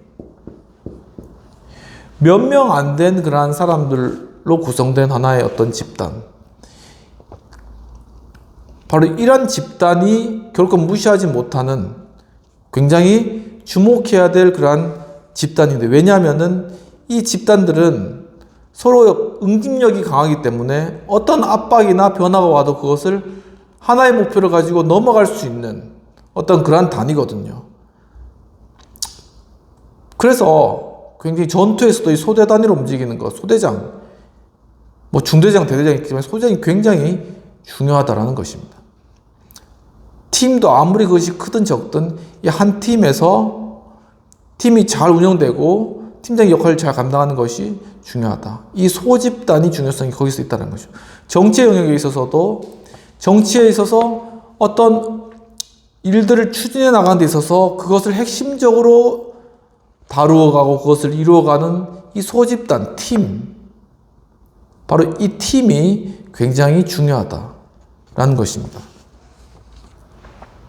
사실 그 같은 압박은 긍정적 효과도 있는데 허다한 군부대의 일지를 살펴보면 이것을 바로 알 수 있으며 많은 전쟁 사가들은 이 같은 종류의 강한 연대의식을 지도자 또는 명확한 국가 목표에 대한 병사들의 헌신에서 찾아왔다라고 하는데, 총통과 무적 독일을 위해 싸우는 독일군의 이미지는 이미 널리 알려져 있다. 그러니까 독일군이 이런 것들을 잘 알았던 거예요. 그러니까 소대단위 중요성이라던가 아무튼 국가에 대한 목표의식에 대한 어떤 목표의식을 명확하게 제시하고 거기에 자신을 준봉의식을 더욱더 고취시키면서 맞추려고 하였던 그런 인간 내면의 어떤 근본적인 동기를 막 그렇게 불지른 것이죠. 히틀러가 거기에 있어서 굉장히 그런 것에서 능력이 뛰어났다는 것입니다. 제2차 세계대전 중 독일 군에게 나타난 어떤 동료애라던가 연대감, 그리고 권위에 대한 복종심을 능가할 만한 집단은 거의 없다라는 것이죠. 일본도 마찬가지입니다. 일본도 거의 황제에 대해서, 그러니까 일왕에 대해서 굉장한 충성심이죠. 그러면서 이제 하나의 강한 어떤 리더 밑에서 그 구성원들은 굉장한 연대감을 가지고 이것이 굉장한 파워가 돼서 이제 막 전쟁을 일으키고, 중국을 중국과 이제 중국과의 전쟁에 승리하고, 러시아와의 전쟁과 승리하고, 이러한 일들을 하고, 미국까지 넘보는 이러한 일들을 했다라는 것입니다. 그래서 이 히틀러와 나치와 같이 멀리 있는 지도자나 어떤 추상적 이데올로기를 위해서 기꺼이 싸우다가 죽으려고 하는 이 같은 의지를 과연 어떻게 우리는 이해할 수 있을까? 히틀러가 약간 미친 그러한 리더에 대해서 그를 목숨을 바친다겠다는 그러한 군인들을 어떻게 이해할 수 있을까? 라고 생각하지만 그것이 바로 우리 근처에서도 일어나고 있다는 사실입니다. 실즈와 자노비치는 이 같은 독일군의 응집성이 히틀러와 나치의 승승장구를 그들 각각의 안녕과 생존에 직접 연결 짓는 독일 병사들의 의식에서 비롯되었다는 것이죠. 그러니까 무엇이 그것을 그렇게 충성심을 발휘시켰냐면은 바로 이 히틀러에 대한 것이 정말 자신의 어떤 안녕과 자신의 삶과 직접적인 연관이 있다고 그렇게 인식을 했다는 것입니다.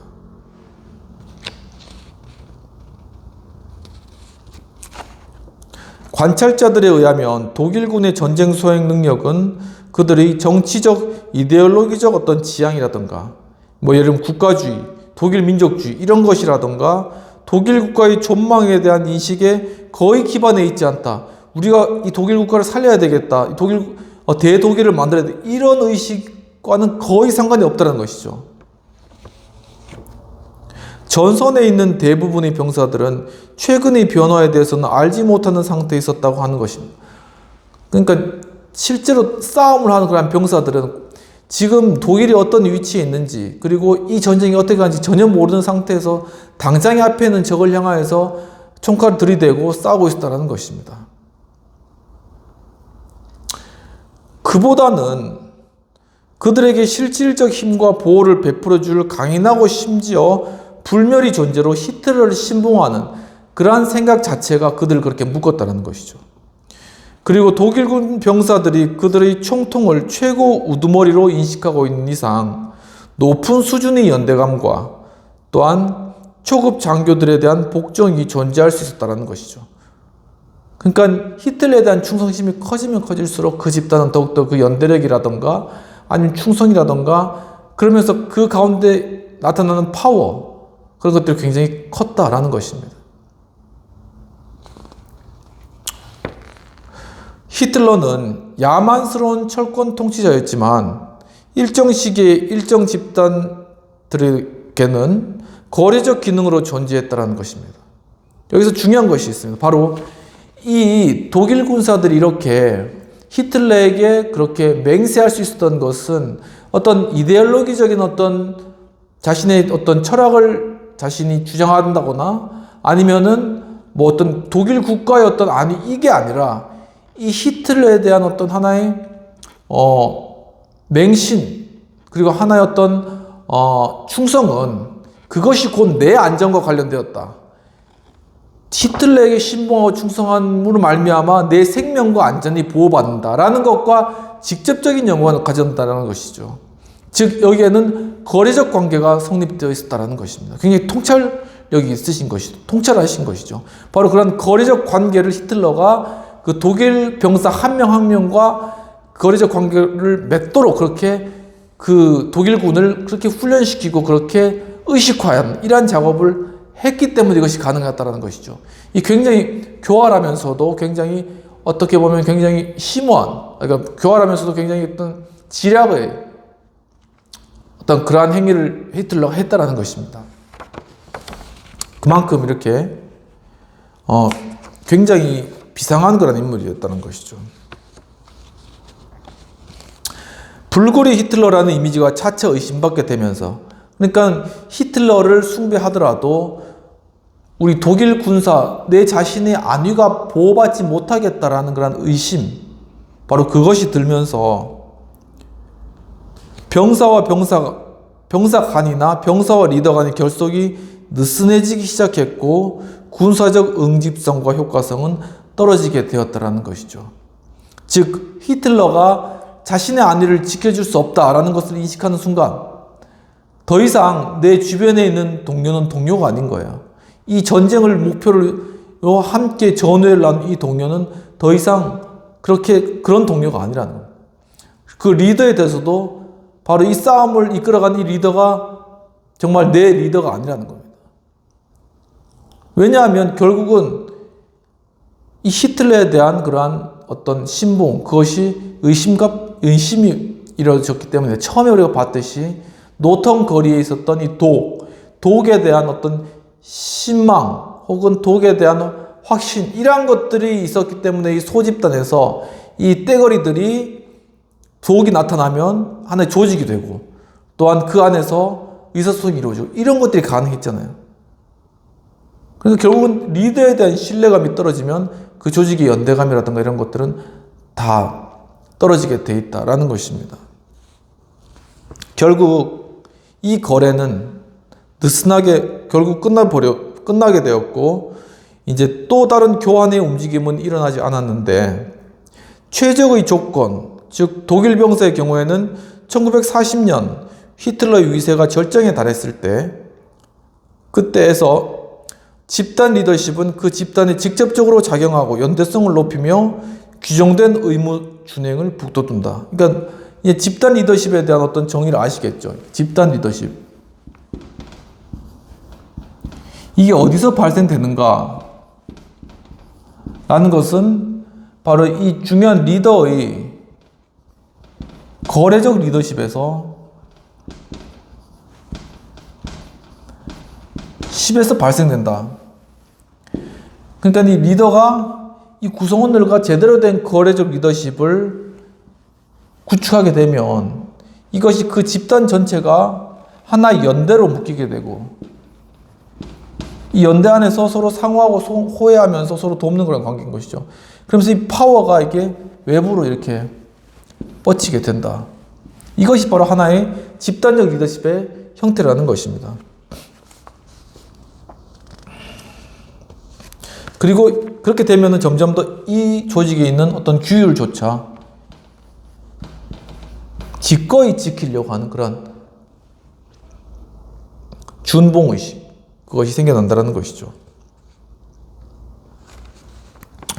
그래서 리더십의 대표성 등은 실험적 환경에서나 실제 환경 모두에서 집단의 단절, 그리고 구성원의 준봉, 리더십의 대표성 어떤 그런 것들은 인상적이지만 일단의 편견이 발생할 수가 있는데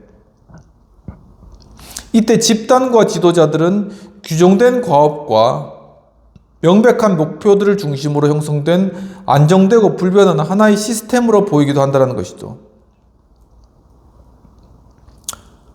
그러니까 하나의 어떤 이 집단이 구성된 그리고 집단의 어떤 리더십이 생겨나는 그런 중요한 하나의 요인 중에 하나는 집단의 안정성이라는 것입니다. 그러니까 인간 내면 자체의 이 안전에 대한 욕구가 기본적인 욕구인 거죠. 이 매슬로 욕구 5단계 중에 밑에 안전에 대한 욕구가 기본적인 것이랍니다. 근데 이 안전에 대한 욕구는 결코 혼자서는 발생할 수 없거든요. 그러니까 이 집단 내에서 이 안전에 대한 욕구가 채워진다면은 이 집단에 대해서 준봉의식이 성장한다. 그리고 이 안정적인 그런 집단을 선호한다라는 것이죠. 그러면서 바로 그 가운데 집단의 리더십과 그 집단이 생겨나는 것이고, 이거 하나를 집단적 리더십이라고 보는 것이고, 그렇게 하나의 어떤 집단과 리더십이 생겨난다라고 설명하고 계시는 것입니다. 그것이 하나의 밖에서 봤을 때는 굉장히 하나의 불변되는 하나의 시스템과 같이, 절대 바뀌지 않는 하나의 시스템과 같이 굉장히 안정적인 시스템으로 보여진다는 것이죠. 실제로 안에 들어가면 그렇진 않을 수도 있지만은,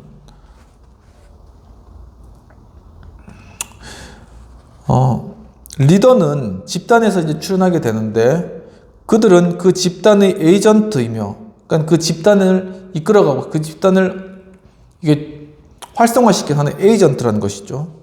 그들은 집단의 커뮤니케이션의 중심이 있는 것이죠. 그들은 집단 내 가장 준봉적인 구성원들이며 대체로 집단의 산물이자 포로들이다라고 이렇게 표현하고 계십니다. 그러니까 결국은 하나의 포로와 같이도 여겨진다. 그러니까 독일군의 병사들은 히틀러의 결국은 하나의 포로였다 라는 것입니다.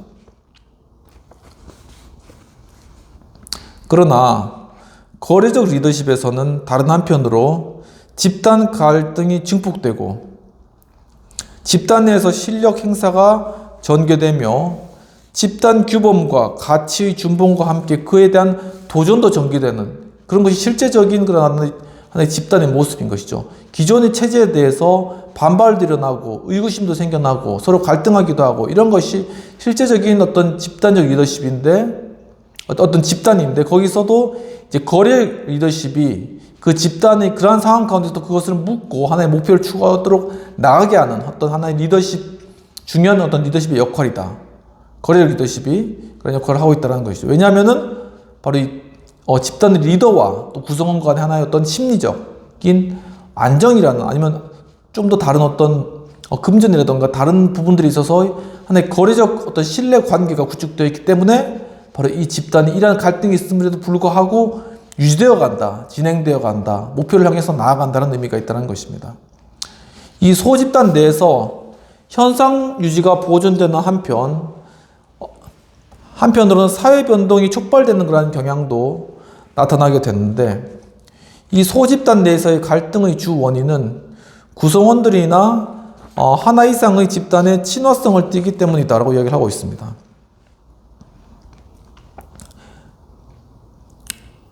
그러니까 이 구성원이 여러 가지 집단에 속해 있잖아요. 그런데 이 구성원이 어떤 하나의 어떤 집단에 굉장히 친화적이면 그 구성원은 또한 다른 집단에 있어서는 갈등의 원인이 될 수 있는 어떤 그런 위치에도 있을 수 있다는 것이죠. 그런데 이제 좀 현명한 리더나 아니면 구성원이라면 이런 모든 과정들을 잘 균형을 맞춰가면서 서로에게 이렇게 긴장이나 아니면 갈등이 발생하지 않도록 잘 조정해 나가면서 그것을 하나의 자신의 삶의 어떤 패턴으로, 규범으로 삼아서 살아가는, 그렇게 행동하는, 굉장히 잘 처신한다는 것이죠. 이제 그런 모습을 보이는 것이겠죠. 개인들이 아무리 가족이나 직장 같은 1차 집단에서의 성원 자격을 중시한다고 해도 그러한 집단 성원의 자격을 유지하기 위해서는 여타 집단들의 성원들과 협상을 해야 되는 것이죠. 결코 자기 어떤 가족 그리고 자기 아는 직장 이것으로만은 결코 그 조직이 안정될 수도 없고 자신의 안정이 그 가운데서 보장받을 수도 없다는 것입니다. 그러니까 그 집단과 다른 집단과의 어떤 교류라던가 다른 집단과의 어떤 만남이라던가 서로 간의 어떤 기브 앤 테이크 주고받는 이런 것들 거래 관계가 있어야지 바로 그 집단 역시도 안정화를 가질 수 있다는 것이죠. 그러니까 이게 하나의 어떤 집단 내의 리더십뿐만 아니라 집단과 또한 하나의 집단 간의 이 집단과 집단 간의 어떤 이 사이의 어떤 그러한 부분들도 이 집단 리더십이 해결하고 또한 다뤄야 될 중요한 하나의 영역이다라는 것을 알 수가 있겠습니다.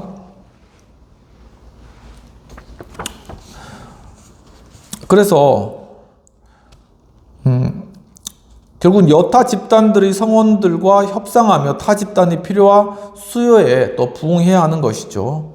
그같이 집단의 중복되는 소속은 각 구성원들이 경쟁적인 집단의 요구에 응해 중심 집단에 도전함으로써 표면화되는 잠재적 분상의 온상이 되는 것인데 그 같은 집단 성원들은 아무리 단순하더라도 리더로서의 역할을 수행하게 된다는 것이죠. 그러니까는 무슨 말이냐면은 한 개인이 여기서 보면은 이제 보시면은 한 개인이 이 다양한 집단에 속해 있잖아요. 근데 이 각각의 어떤 압력 프레셔라든가 요구하는 것들이 다 다르기 때문에 이 가인은 이 가운데 갈등을 하는 것입니다. 갈등. 그러다가 못하겠다 이런 갈등을 내가 이 집단을 이끌어야 되겠다 하고 어느 한 집단에 관해서 리더십의 역할을 감당하게 되는 것입니다. 그래서 이것을 자신 안에서 통합해 나가는 과정인 것이죠. 그러니까 자신의 생각대로 이 각각의 조직들을 가운데 역할을 감당하면서 이 모든 것이 스스로 안에서 통합되도록 그렇게 하는 것입니다. 그것이 바로 하나 이 사람의 리더십이고 집단의 리더십이라고 여기 바로 정의를 할 수 있는 것입니다. 그러니까 한 개인이 여러 집단에 분명히 속해 있어야만이 이 사회 구성원으로 살아갈 수 있거든요. 그런데 그것을 잘 조정해 나가고 또한 그것 가운데 서로 충돌이나 갈등이 없이 그것을 원만하게 잘 이끌어 나가고 그 가운데 자신이 잘 서 있는 것 그 자체가 바로 그 사람이 리더십의 역할이라는 것입니다. 굉장히 이 집단 리더십에 대한 개념이 명확하게 우리에게 잘 설명해 주시고 있는 그런 부분이라는 것이죠. 우리가 스스로 개인의 삶을 돌아봐도 잘 알 수 있을 것 같습니다.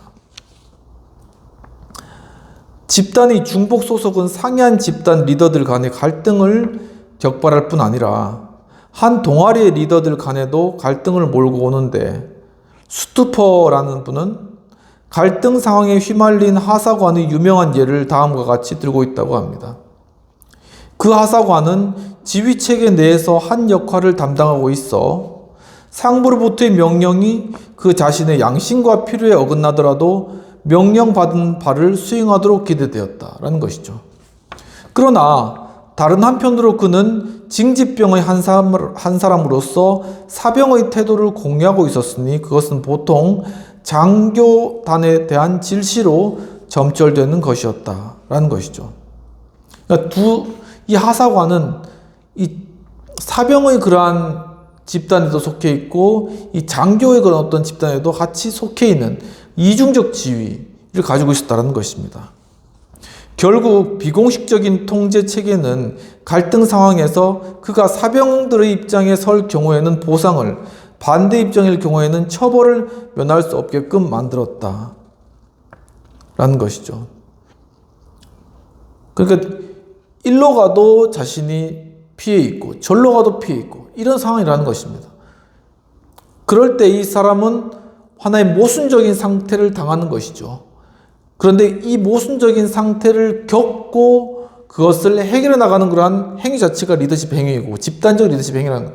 그리고 그렇게 했을 때 그 사람은 아무리 작더라도 리더십으로 세워진다라는 것이죠. 그러니까 우리에게 당한 그런 여러 갈등 상황들이 있을 거예요. 우리가 가족 구성원이죠. 직장의 구성원이죠. 또 국민이죠. 그리고 한 시의 시민이죠. 그리고 어떤 대학 동아리에서 어떤 동창회에서 또 동창회 멤버죠. 이런 다양한 교회라든가 어떤 그런 부분에 있어서는 또 그 구성원이고 다양한 그런 위치의 중간에 집단이 구성원으로 서 있다는 것입니다. 근데 이것이 서로가 서로에게 서로 충돌되고 아니면 서로가 서로에게 이렇게 서로 방향에 관하여서 충돌되는 그런 부분들이나 시간적인 부분들이나 아니면 어떤 요구 사항이라든가 이런 것들이 많은 거예요. 근데 그거에 대해서 그냥 이제 어떤 케이스는 그냥 단순하게 한 집단에 충성한 케이스가 있고 하지만은 오늘 이야기한 집단 리더십이라면은 그 상황들을 스스로 안에서 그것을 내면에서 그 모순점들을 이제 통합적인 질서로서 바꾸어 나가는 그런 과정인 것이죠. 그러니까 내면에서 이 모순점들을 통합적으로 바꾸어 나가는 과정 가운데서 그러한 것이 행동으로 표현돼서 자기가 속한 각 집단에 영향력을 준다는 것입니다. 그러니까 한 집단의 어떤 방향을 바꾸던가 한 집단의 어떤 스케줄이 바뀌어지던가 이렇게 그것을 바꾸어 나가면서 그 가운데서 이 사람이 리더십 역할을 감당하고 어떤 한 집단에서 그것이 두드러지면 한 집단의 리더가 되는 것이고 이러한 것이 실제로 이제 집단적 리더십으로 나타난다는 것이죠. 그렇기 때문에 이런 갈등 상황을 우리가 당했을 때 그것이 단순히 우리가 힘들다. 그리고 난 왜 그럴까? 왜 이렇게 여러 군데서 이렇게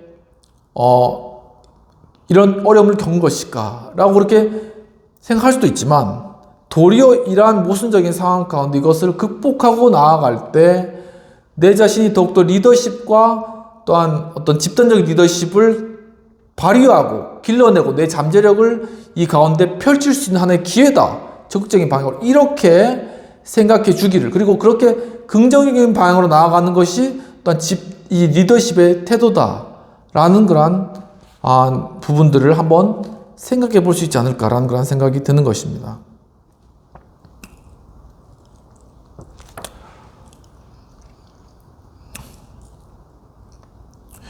그 같은 갈등 상황들은 중복되고 상호 경쟁적인 집단 소속의 형태, 각기 상이한 집단의 규범을 추종하는 동일 집단 성원들 간의 반목이라는 형태, 그리고 상이한 집단이나 리더들의 상호 모순적인 역할 기대에 대한 집단 성원들의 부응이라는 형태를 취할 수가 있겠죠. 리더들이 여타 집단 성원들보다 더욱 분열상을 보이는 것은 그들이 다른 성원들에 비해 외부와의 접촉에 더욱 민감하고 심각하게 반응하기 때문인데 때로는 그러한 갈등이 해소되어 안정을 되찾을 수도 있다라고 이야기를 하고 있습니다. 그러니까 이 리더는 자기 집단뿐만 아니라 자기 집단만 있어서는 이 집단이 존속할 수가 없는 거예요. 다른 집단과의 교류 그리고 서로 간의 어떤 관계들 이런 것에 이제 위에 있으니까는 그게 민감하게 다 보인다라는 것입니다. 그러니까 거기에 대해서 그것을 민감하게 보고 하려다 보니까는 더 이 리더는 굉장히 어떤 리더들 집단 간의 분열상 그러니까는 이 집단의 리더가 어떤 집단과의 관계를 잘 맺어질 수도 있지만은 또 그간에 굉장히 어떤 리더들 간의 반목이 많이 일어날 수도 있잖아요. 보면은 이게 정치인들이라든가 아니면은 어떤 수장들이 서로 간에 반목하고 싸우고 그 다음에 또 막 이렇게 하는 그런 모습이 우리는 잘 보일 수가 있단 말이에요. 근데 그것은 그들이 바로 이러한 리더의 위치에서 봤을 때 정말 서로 간의 어떤 그런 목표와 어떤 그런 방향이 분명하게 이렇게 서로 충돌되는 부분들이 있기 때문에 여기에서 그것들을 대처나가는 과정 가운데서 이게 이런 충돌, 컨플릭트가 가시적으로 나타난다는 것입니다. 그것이 확대되면은 하나의 전쟁으로까지 국가 간의 전쟁으로 이루어지고 이런 것이죠.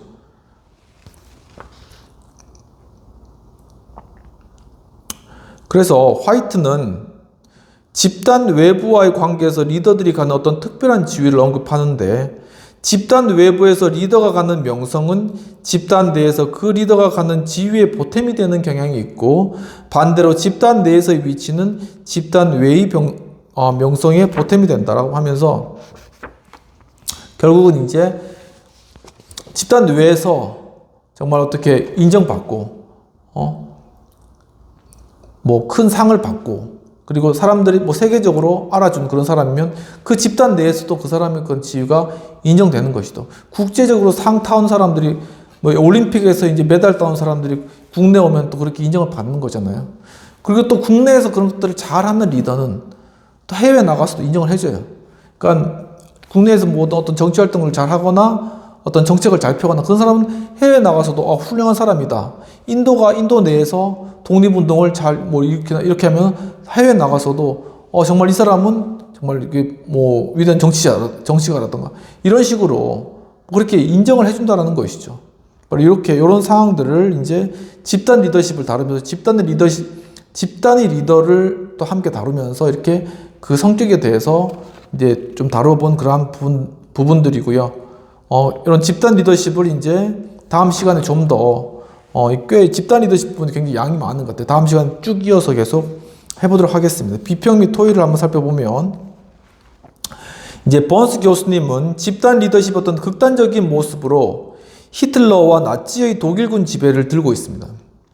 히틀러 역시 거리적 리더십을 통하여 독일군을 통제하였음을 예시로 이제 언급하면서 집단 내에서 어떤 준봉의식과 관련하여서 집단 내 다양한 모습이 존재할 수 있으며 또한 집단 간에도 이러한 경쟁적 모습이 나타날 수 있는 것들을 통찰력 있게 지적하신 것이죠.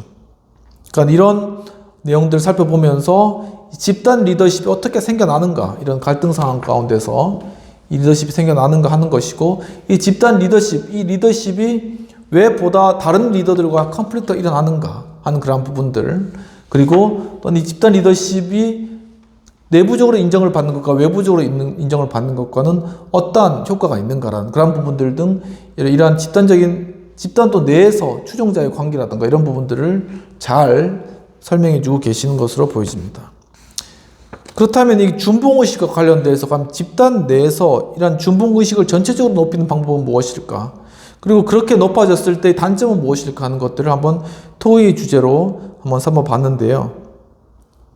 정말 우리 집단 내에서 이 집단이 사분오율되거나 집단의 지도자에서 신뢰 있거나 집단의 지도자에 대한 충성을 하지 않으려고 하는 그러한 어떤 조직은 그 조직 구성원들과의 서로 간의 관계도 상당히 좋지 않고 아니면 집단을 나누어서 서로 간에 반목하는 현상이 일어나거나 이런 부분이 발생할 수 있다라는 것을 배웠고 그렇기 때문에 이 준봉의식을 높이는 것은 바로 이 리더에 대한 신뢰감을 키워야 된다는 것입니다.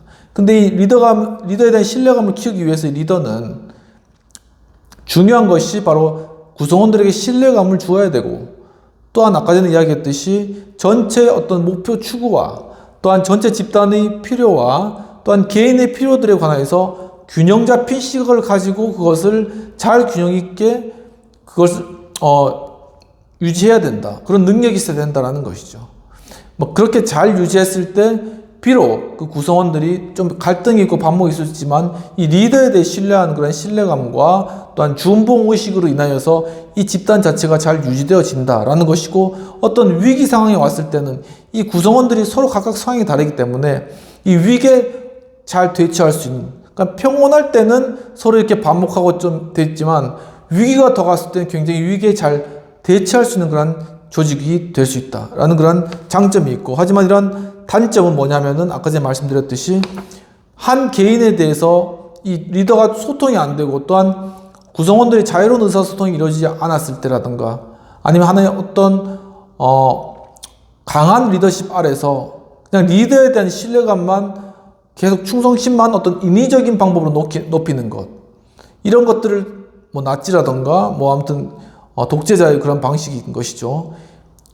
그러므로 말미암아 결국은 이 전체 집단이, 그러니까 비정상적인 그런 관계, 이 구성원들 간에도 비정상적인 관계, 그리고 리더와의 관계도 비정상적인 관계, 그리고 비정상적인 준봉의식, 거의 숭배하는 수준으로 이렇게 가면서 집단이 전체가 낭떠러지로 떨어질 수가 있다라는 것이죠.